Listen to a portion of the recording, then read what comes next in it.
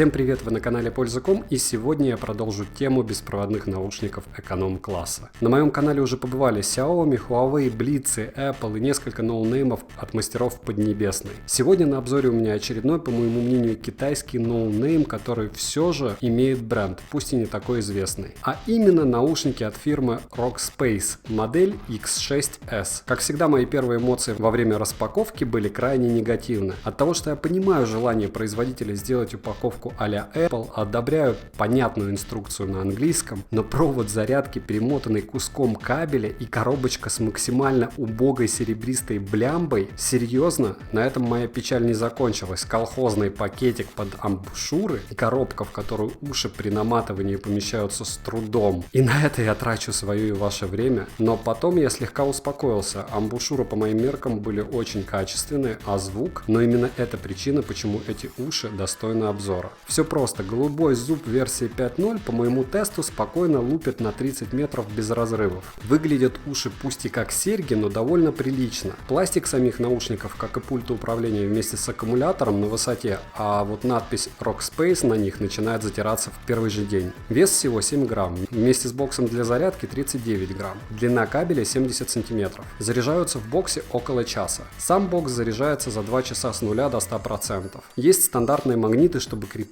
уши друг к другу. И здесь я сделаю многозначительную паузу. Шучу. Звук лучше, чем у AirDots от Xiaomi. Многослойный, насыщенный, с присутствием басов. Объем в наличии. Громкость ниже, чем у Blitz в 4 серии, но на максимуме хрипов и шипения нет. Да и слушать на максимуме долго вы вряд ли сможете. У пульта управления функции просты. Нижние и верхние кнопки переключения треков при быстром нажатии. При длительном нажатии изменение громкости. В середине мультифункциональная кнопка. При прослушивании музыки это пауза и воспроизведение, при приеме звонков быстрое нажатие поднять трубку, длительное нажатие во время звонка закончить разговор. На задней стороне микрофон и контакты для зарядки, на лицевой стороне индикатор зарядки. Чтобы нормально и быстро укладывать кабель в бокс, нужно приноровиться. При зарядке бокса на задней стороне рядом с microUSB есть индикатор заряда. У бокса батарея на 300 мАч, рассчитана на 6-7 перезарядок наушников. Емкость батареи у наушников всего 45 мАч.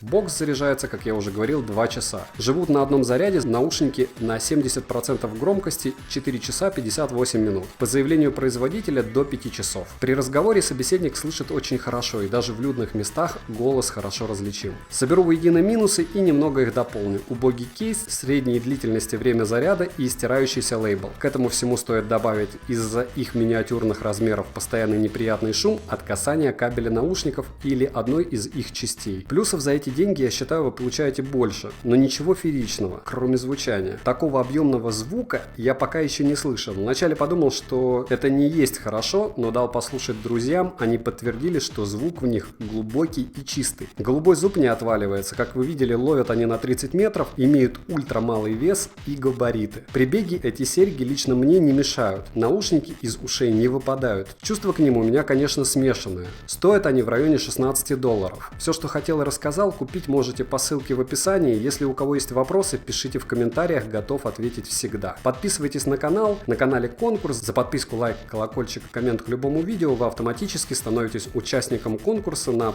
получение фитнес-браслетов Mi Band 3 и Honor Band 4 Run Edition. Видео минимум 3 раза в неделю. Наушники, несмотря ни на все и вопреки всему, рекомендую. Спасибо за просмотр, подписывайтесь и удачи вам, дорогие друзья.